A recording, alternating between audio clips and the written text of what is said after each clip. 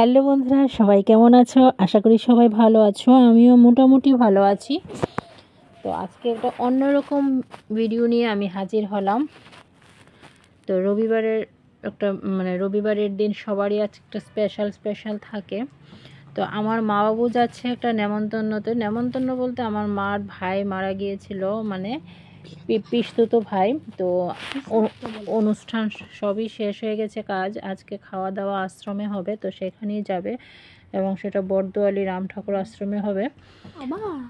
আশ্রমেই হবে। কিন্তু আমার দিদার যে অনুষ্ঠানটা হয়েছিল সেখানেই হচ্ছে। তো যেতে চাইছিল না, তো কিন্তু পাঠালাম আর কি।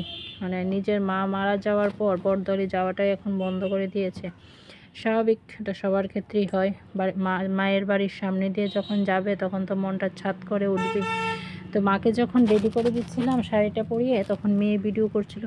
তো প্রথমে তো আমি বুঝতে পারিনি, লুকিয়ে করছিল, কারণ ও জানি আমি কার্টুন দেখছিল, কিন্তু পরে দেখি ভিডিও করছে। তাই আমি বলছিলাম ঠিক আছে, করিয়েই নাও, তাহলে একটা ব্লগ হয়ে যাবে আমার। তো এই দেখো শাড়িটা সুন্দর করে পরিয়ে টরিয়ে দিচ্ছিলাম। আর খুব তাড়াহুড়ো করছিল, কারণ বাবু আগেই রেডি হয়ে গেছে। পুরুষ মানুষের রেডি হতে তার বেশিক্ষণ সময় লাগে না, কিন্তু মহিলাদের একটু সময় লাগে। তো এবার বাবু তো রেডি হয়ে বসে আছে, তো তাড়াতাড়ি করে মাকেও কোনো রকমে রেডি করে দিলাম। এই দেখো তারা দুজন রেডি, সেম বাট ডিফারেন্ট, তাই না?